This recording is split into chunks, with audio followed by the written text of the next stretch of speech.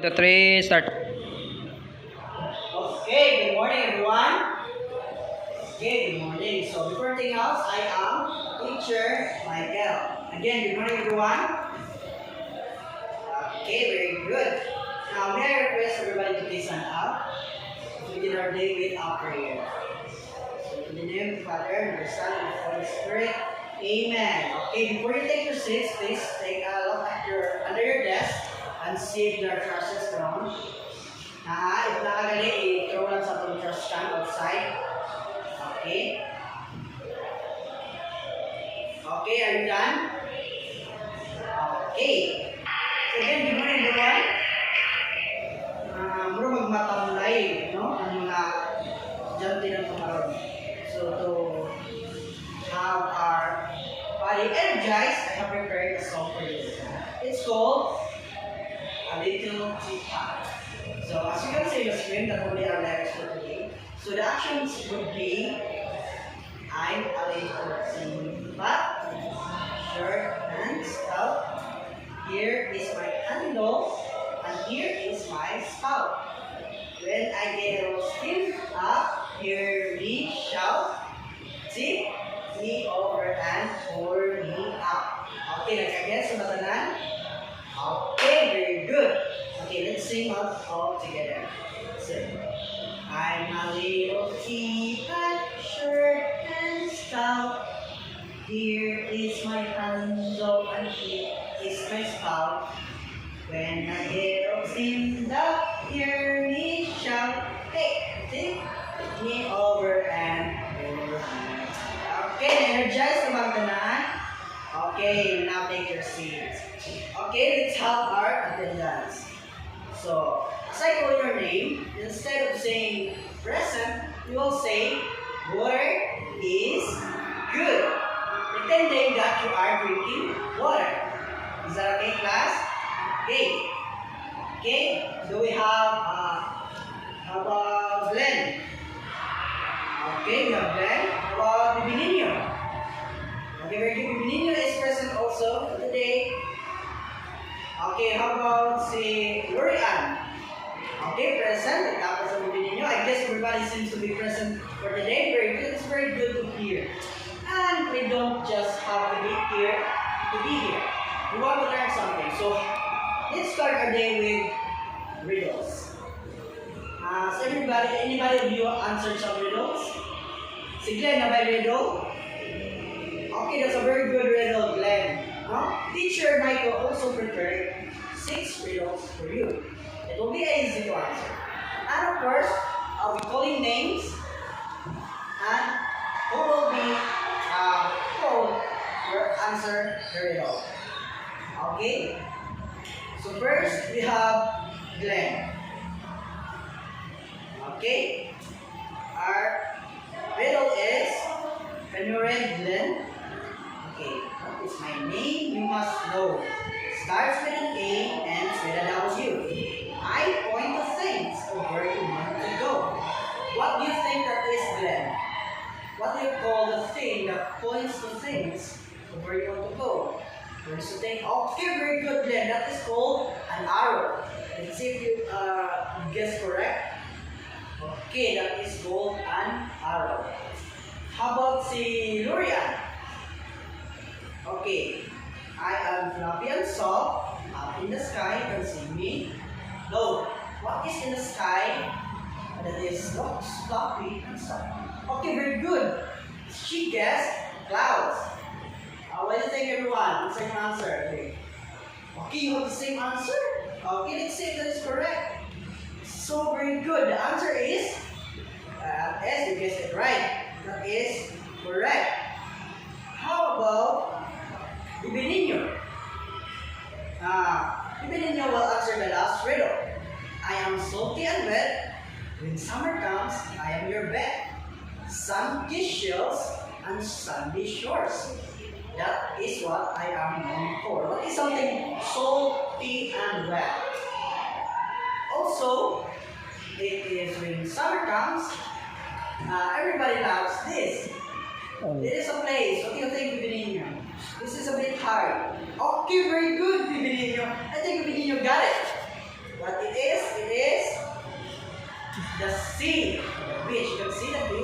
R-E-C. Okay, very good, Ninyo.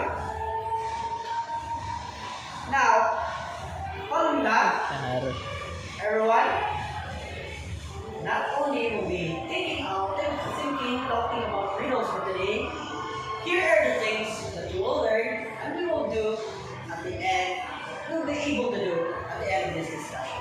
Okay, first, we'll be able to identify the process involved in water cycle, which is evaporation, condensation, and precipitation. Also, we'll be able to draw a simple diagram of a water cycle. Also, we'll be able to develop curiosity and interest in understanding the process involved in water cycle, and of course, display appreciation to the importance of water cycle in our everyday life. Okay, are you excited to do that with us, everyone, with your classmates? Okay, very good. So, Teacher Michael, again, has prepared another game for you. So, we will be having a wheel of names. Inside ito matunyang sa wheel of names, we will be able to pick and hold something in the open na chart, an open space. So, as you can see, there are different letters on an empty space. So all you have to do is pick, for example, the sun. I'm going to say the sun will go to letter A.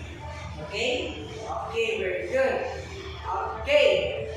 Okay, the last number. What do you think, Pedrinho? Can I see? Where do you think? Asan na siya kita? Okay, Alice. Was very good, Pedrinho. Let's take a big round of applause. Okay, and this is what it look like. What it look like mo after sa iyong picking and posting. Okay, this is what it looks like. So we have the sun. What else can you see? The clouds, rain. We also have the sea and the river. Okay, we also have sa connect sa lahat. Correct, there is a yellow arrow. There's some yellow arrow. So, what do you think that does look like? It's in a form. It forms something that is a continuous process. What do you call a continuous process? It is a very good, it is called a cycle. A cycle is something that is in a continuous process.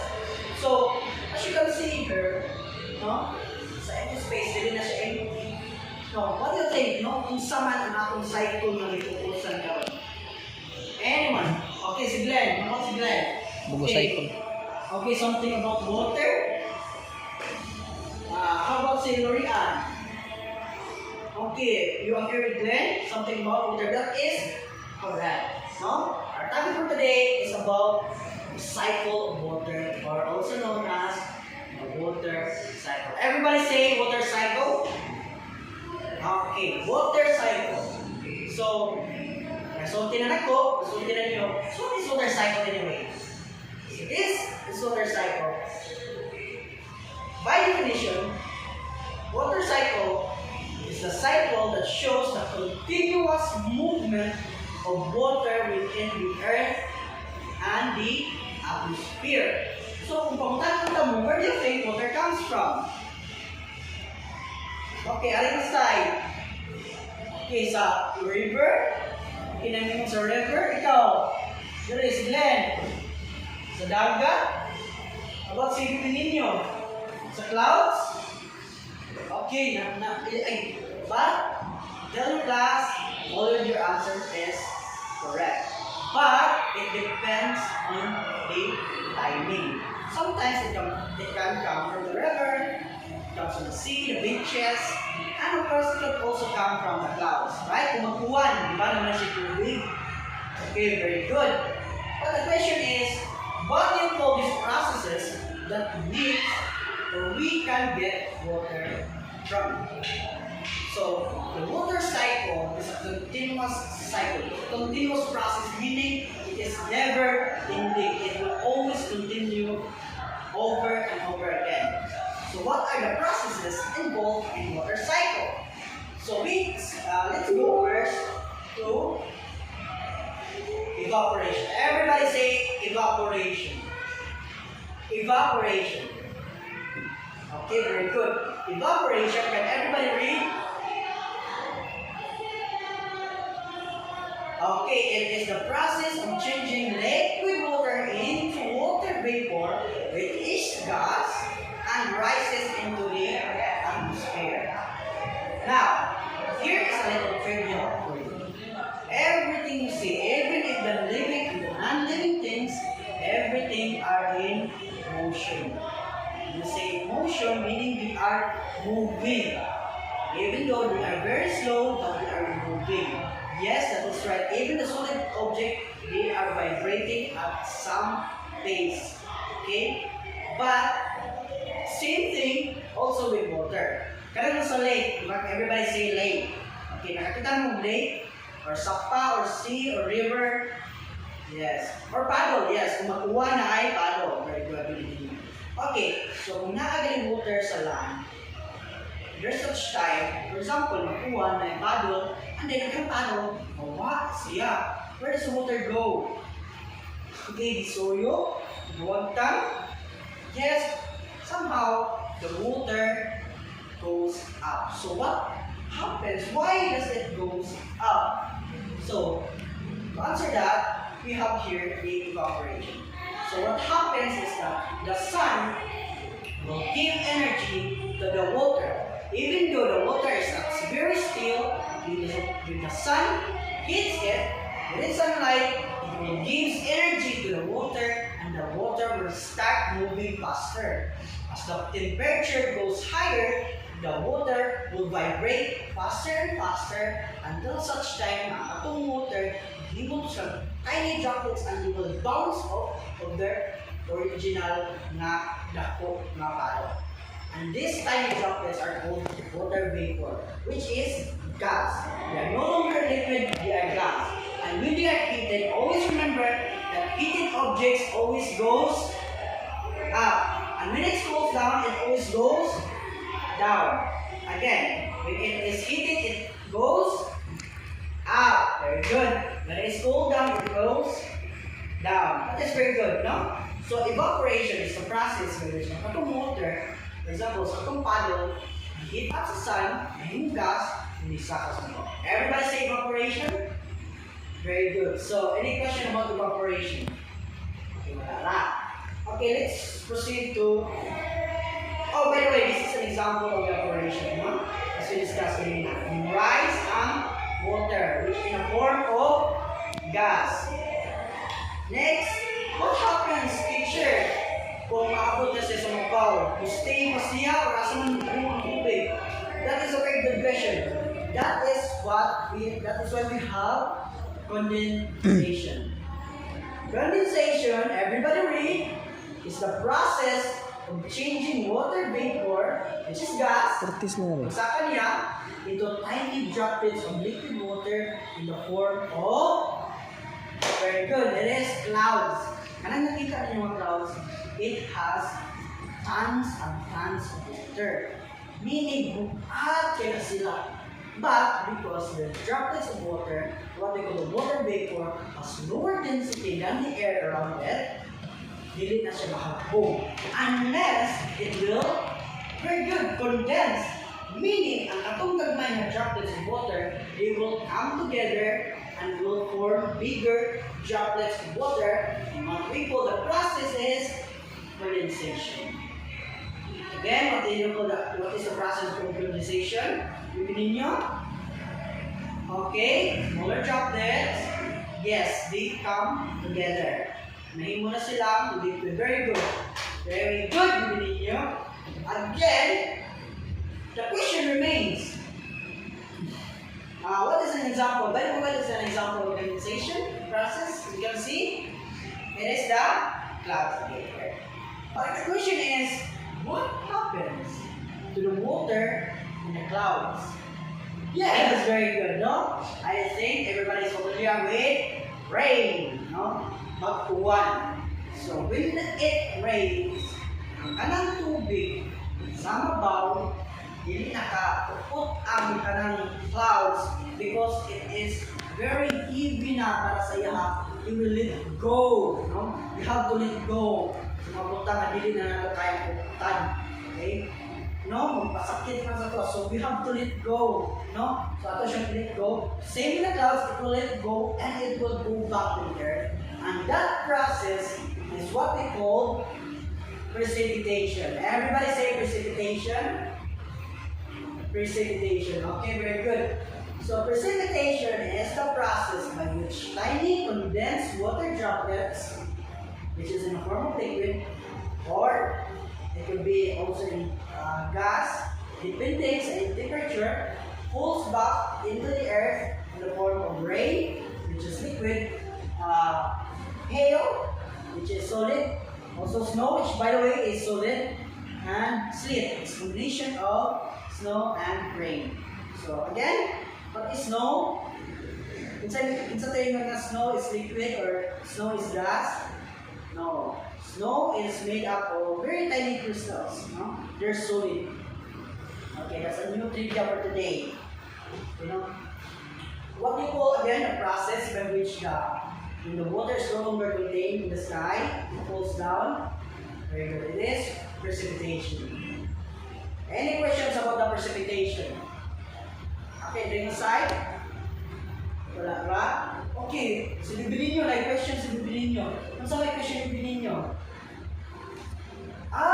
Okay, nga nung punong walay snow dire sa Philippines. That's a very good question. Everybody say very good bibilin nyo?